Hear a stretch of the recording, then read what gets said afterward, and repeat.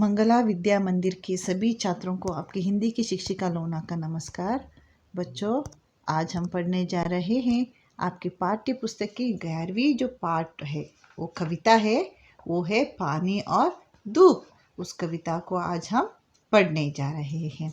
यह एक बहुत सुंदर प्रकृति प्रेम की और कल्पना शक्ति के बारे में हमें पता चलता है। ये जो कविता पढ़ते वक्त हमारे जो काल्पनिक कथा के बारे में हम थोड़ा बहुत देख सकते हैं, मतलब इमेजिनेशन के बारे में, जो थोड़ा बहुत असलियत है और थोड़ा बहुत हमें इमेज करके, हमें थोड़ा बहुत सोच के हमको इस कविता के बारे में पढ़ना पड़ेगा। ठीक है। इस कविता को सुभद्र कुमारी चौहान जो कवि है, यहाँ पर आप देख सकते हैं, जो सुभद्र कुमारी चौहान इन्होंने लिखी है। 20वीं शताब्दी की एक बहुत प्रसिद्ध कवयित्री है।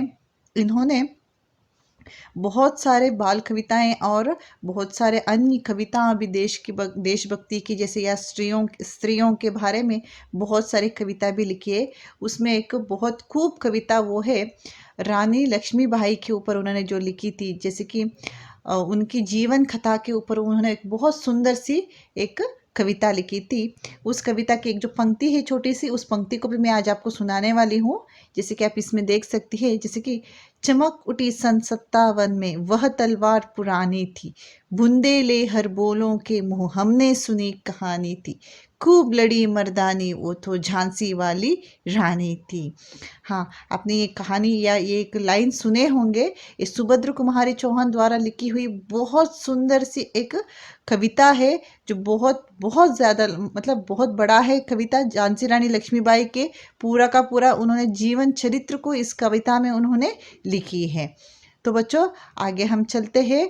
इनकी लिखी हुई एक कविता जो आज आपकी पाठ्य पुस्तक में है, वो है पानी और धूप। पानी और धूप कविता के बारे में अभी देखते हैं। क्योंकि आप 3rd स्टैंडर्ड में हो, तो आपकी कवि के या जो लेखक है, उस कविता के लेखक के बारे में थोड़ा बहुत जानकारी होना ज़रूरी है। यहाँ पर आप चित्र में देख सकते हैं, ये है आपकी कवयित्री सुभद्र कुमारी चौहान। ठीक है, सुभद्र कुमारी चौहान, इनका चित्र देने पर आपको पहचानना ज़रूरी है।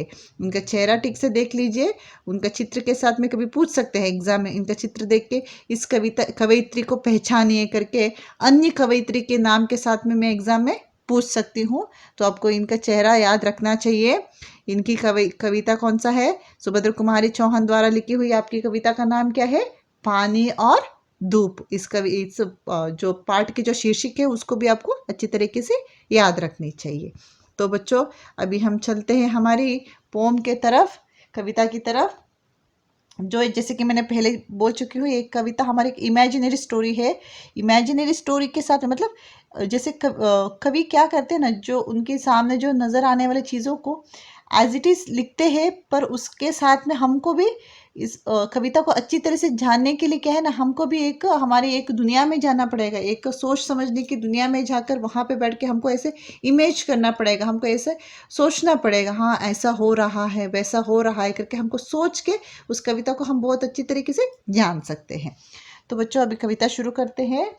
जैसे कि आप आपका टेक्स्ट बुक का पेज नंबर खोल लीजिए, वो है पेज नंबर 58।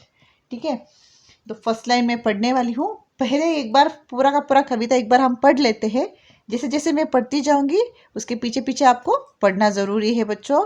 हमेशा ज़ोर ज़ोर से पढ़ना है। जैसे कि मैं ज़ोर ज़ोर से बोलती हूँ, आपको भी उसी तरह ज़ोर ज़ोर से पढ़ना ज़रूरी है। ठीक है, तो शुरू करते हैं।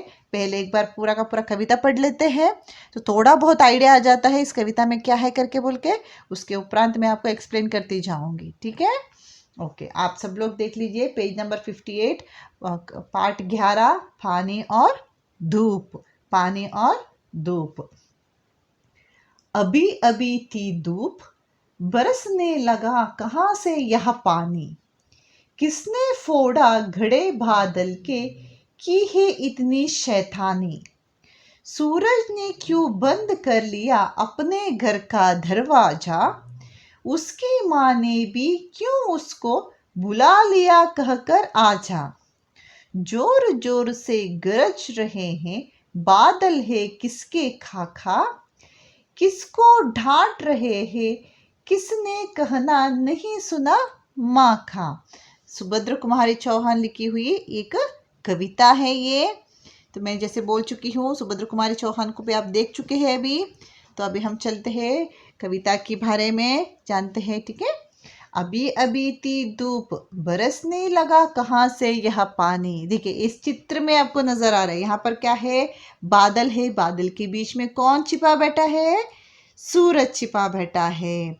देखिए वो बादल कैसी बादल है, सिर्फ सिंपल बादल नहीं है, बादल से बारिश भी हो रहा है ना, बारिश की बादल है। देखिए पेड़ पौधे के ऊपर पानी, पत्ते के ऊपर पानी का बूंद जो गिर रहा है ना।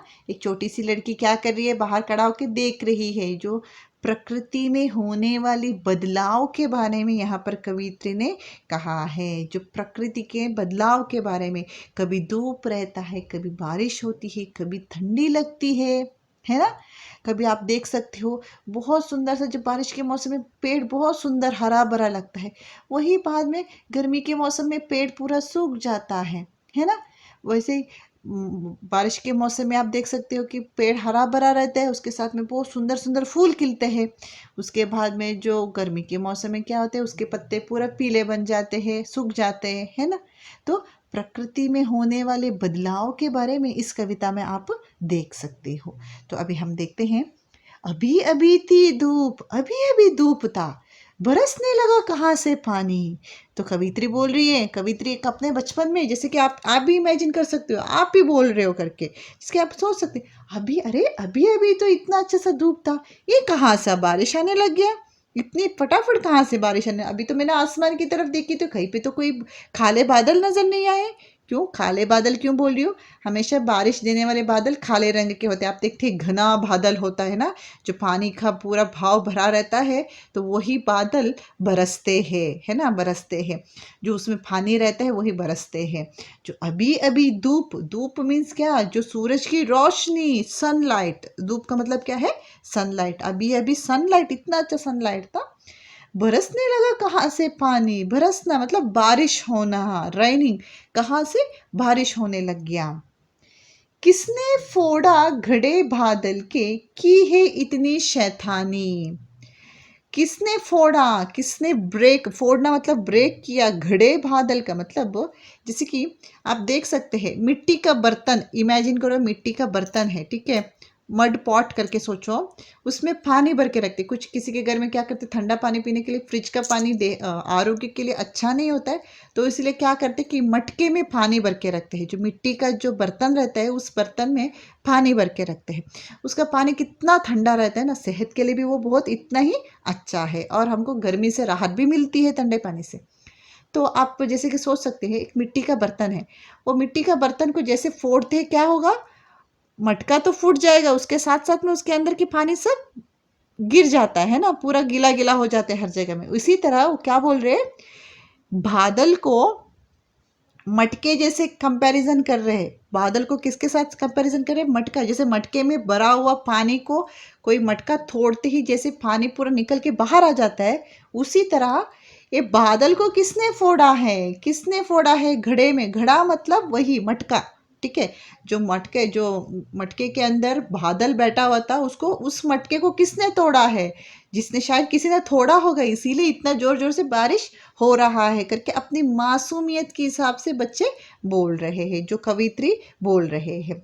किसने फोड़ा घड़े बादल की इतनी है शैतानी। शैतानी मतलब मस्ती, जो बहुत शरारत करते हैं, बहुत मस्ती करते हैं, बहुत नॉटीनेस जो रहते हैं, बोलते किसने इतना बदतमीजी में या इतना शैतानी किया कि बादल के जो मटके थे उसको किसने तोड़ा, जो इसीलिए ये बारिश आने लग गया करके। सूरज ने क्यों बंद कर लिया अपने घर का दरवाजा। अपने घर का दरवाजा मतलब सूरज छिप गया है ना। जैसे ही आप देखते हो जोर से बारिश होता है तो आपको सूरज नजर आता है क्या, नहीं नजर आता है ना। सूरज क्या हो जाता है, बादलों के बीच में फंस जाता है ना, वहां पे छुप जाता है। इसीलिए बोल रहे कि सूरज ने क्यों कर लिया है अपने घर का दरवाजा, बंद क्यों किया है। अपना घर का दरवाजा बंद करने से कुछ नजर आता है क्या। आप भी जैसे इमेजिन के अपने दोनों हाथों को ऐसे सामने की तरफ बंद करने पर क्या होगा, कुछ सामने वाला नजर आएगा क्या, नहीं आएगा ना, बंद करने से कुछ नजर नहीं आएगा। उसी तरह बाई चांस सूरज होने पर वहां पर धूप होता, बारिश नहीं होता। पर अभी क्या हो गया, सूरज ने भी अपना घर का दरवाजा बंद कर लिया, इसीलिए जबरदस्त बारिश हो रही है। उसकी माँ ने भी क्या उसको बुला लिया कहकर आजा। सूरज की माँ हो सकती है, शायद सूरज तो पूरा दिन इधर उधर घूम रहा था, सबको धूप दे रहा था, शायद उसकी माँ ने भी उसको बुला लिया होगा, बहुत देर हो गया अभी चलो चलो करके बुलाया होगा, इसीलिए क्या हो रहा है यहाँ पर, बारिश हो रहा है। बाद में है बच्चों, जोर जोर से गरज रहे हैं बादल है किसके खाखा। पूछ रहे हैं, काका से पूछ रहे कि कौन है इतना जोर जोर जोर से गरज रहे हैं। जोर जोर से गरजना मतलब बादल का जो आवाज आता है, आप देख सकते हो थंडरिंग साउंड करके बोलते हैं ना, जब जोर से बारिश होता है तो दोनों बादल टक्कर करके जो उसको उसमें से जो आवाज निकलती है उसको ही बोलते हैं गरजना करके हम कहते हैं। तो जोर जोर से गरज रहे हैं बादल है किसके खाखा, मतलब कैसे पूछ रहे कि किसका इतना जोर जोर से बादल, किस कौन सा बादल इतना जोर जोर से आवाज कर रहा है करके बोल के। किसको डांट रहे हैं किसने कहना नहीं सुना माखा, मतलब बोल रहे कि किसको शायद जोर जोर से गरजना है, मतलब किसी को डांट पड़ रहा है, जो तेजी आवाज में कहना मतलब डांटना, जोर के आवाज से डांट, किसी को शायद किसी को डांट पड़ रहा है, शायद किसी ने अपनी माँ की बात नहीं सुना होगा। यहाँ पर कवयित्री सोच रही है बादल का भी माँ है, सूरज का भी माँ है, सबका माँ है, शायद सभी को किसी को डांट पड़ रहा है, इसीलिए वहां पे क्या हो रहा है कि जोर जोर से आवाज आ रहा है। जो बादल से निकलने वाले जो गरजने के आवाज को बोल रही कि शायद उसकी बादल की माँ ने उसको डांट पड़े होंगे। जो सूरज छुप गया, सोच रहे शायद सूरज को उसकी माँ ने बुलाया होगा, चलो बस करो अभी तो अंदर आ जाओ, घर के अंदर आ जाओ करके। जैसे कि आप लोग घर के बाहर निकल के खेलते हो, काफी देर तक खेलते हो, जैसे अंधेरा हो जाता है माँ आके बुलाती है ना, आ जाओ बस करो अभी नहीं खेलना है, वक्त हो चुका है पढ़ाई का, अंधेरा हो चुका है, आ जाओ करके बुलाती है। आप बात नहीं सुनने पर क्या पड़ेगा, आपको डांट पड़ती है ना। उसी तरह बादल को भी कोई जोर जोर से डांट रहे होंगे, या सूरज को भी कोई जोर जोर से डांट रहे होंगे करके, मतलब एक मासूमियत है, मतलब जो चाइल्डिश बिहेवियर है, जो बच्चों में रहने वाले जो मासूमियत मन की तरफ से, जो बच्चा एक छोटा सा बच्चा घर के बाहर जो बारिश होते हुए क्या सोच सकता है, उन्हीं सब सोच को मिलाकर यहाँ पर सुभद्र कुमारी चौहान ने एक बहुत सुंदर सी कविता लिखी है बच्चों के लिए। ठीक है, तो आपके मन में जो रहने वाले, जैसे कि आप भी सोचते होंगे ना, जोर से बारिश आ रही तो सोच रहे होंगे ये बारिश कहाँ से आती है, ये पानी कहाँ से गिर रहा है, इतना पानी ठंडा क्यों रहता है ना, ऐसे आप लोग सोचते हो ना। उसी तरह आपकी सोच को ध्यान में रखकर सुभद्र कुमारी चौहान ने एक बहुत सुंदर सी कविता लिखी है। ये एक आपका जो सोच है, मतलब जैसे कि सूरज का कोई माँ हो सकता है, या सूरज को देर हो गया कोई डांट रहा है ना, बादल का कोई माँ हो सकता है, उनका कोई घर हो सकता है, या उनको किसी मटके में रखा होगा, उस मटके को किसी ने फोड़ा होगा। ये सब हमारी इमेजिनेशन है, हमारी सोच है ना, हमारी काल्पनिक सोच है। तो इन्हीं सब चीज़ों के ऊपर एक कविता रचाई है, एक हमारी सोच के ऊपर है, काल्पनिक कहानी है। ठीक है, कल्पनाओं के ऊपर एक कहानी को, एक कविता को लिखी हुई है। तो बच्चों मैं दोबारा एक बार इस कविता को पढ़ने वाली हूँ, आप भी मेरे साथ पढ़िए, और कंपलसरी इस कविता को सब बच्चे पढ़ना ज़रूरी है। बहुत सुंदर कविता है, और इसमें प्रयोग करने वाले शब्द भी कौन सा भी कठिन शब्द नहीं है, बहुत आसानी वाले शब्द है, बहुत सिंपल वर्डिंग से, जो आप डेली लाइफ में या डेली रूटीन में जो बातें करते हो, उपयोग करते हो, वैसे वाले शब्द है। तो आप सब लोग इसको बहुत आसानी से पढ़ सकते हो। ठीक है, मैं दोबारा इसको पढ़ूंगी, आप दोबारा एक बार देख लीजिए, उसके बाद में हम अभ्यास की तरफ चलते हैं। जैसे कि अभी अभी थी धूप, बरसने लगा कहाँ से यह पानी, किसने फोड़ा घड़े बादल के की है इतनी शैतानी, सूरज ने क्यों बंद कर लिया अपने घर का दरवाजा। देखिए क्वेश्चन मार्क है, पूछ रहे, क्वेश्चन कर रहे हैं, उसकी माँ ने भी क्यों उसको बुला लिया कह कर आजा। जोर जोर से गरज रहे हैं बादल है किसके खाखा, किसको डांट रहे हैं किसने कहना नहीं सुना माखा। है ना, बहुत सुंदर कविता है ना। बच्ची सोच रही है शायद किसी ने माँ का बात नहीं सुना है, इसीलिए उनको डांट पड़ रहा है। जोर जोर से जो आवाज आसमान की तरफ से जो आवाज आ रही है, बच्ची क्या सोच रही है, शायद किसी ने माँ का बात नहीं सुना है, इसीलिए उसको क्या हो गया, बहुत जबरदस्त डांट पड़ रहा है। जो बादल की गरजने की आवाज से सोच रही है कि किसको बहुत अच्छी थी डांट पड़ रही है। तो बच्चों अभी हमने इस कविता को पढ़ लिए हैं, तो अभी आपको क्या करना है, तभी आपको इस कविता को पढ़नी है। सब बच्चों को इस कविता को पढ़नी चाहिए। और सुभद्रा कुमारी चौहान, देखिए उनका नाम जो स्पेलिंग है उसको लिखना भी सीखना ज़रूरी है, ठीक है, याद भी रखना चाहिए। कवयित्री का नाम क्या है? कवयित्री का नाम है सुभद्रा कुमारी चौहान, ठीक है। इसको आप रेसिटेट कर सकते हैं, मतलब बाय हार्ट कर सकते हैं इस कविता को। तो अभी हम चलते हैं हमारी अभ्यास कार्य की तरफ। वो है कठिन शब्द है, कठिन शब्द के बाद में है शब्दार्थ। में एक बार पढ़ूंगी। धूप, धूप मीन्स सूरज की रोशनी, सनलाइट। बरसना मतलब बारिश होना, रेनिंग। फोड़ना मीन्स तोड़ना, टू ब्रेक। घड़े मतलब मटके। बादल मीन्स मेघ, क्लाउड। शैतानी मीन्स शरारत। दरवाजा, दरवाजा, ढोर। गरजना बादलों की आवाज। ढांटना तेज आवाज में कहना, ठीक है, जोर के आवाज से बोलना। तो अभी हम नेक्स्ट अभ्यास की तरफ चलते हैं। प्रश्नोत्तर है ये। तो प्रश्नोत्तर सब लोग बोल सकते हैं मेरे हिसाब से, है ना, जैसे कि बहुत इजी है। पानी कहाँ से बरसने लगा? पानी कहाँ से बरसने लगा बच्चों? पानी आसमान से बरसने लगा। बारिश में कौन जोर जोर से गरजता है? बारिश में बादल जोर जोर से गरजता है।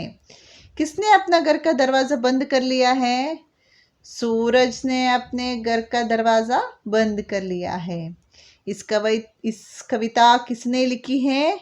इस कविता की कवित्री सुभद्रा कुमारी चौहान है।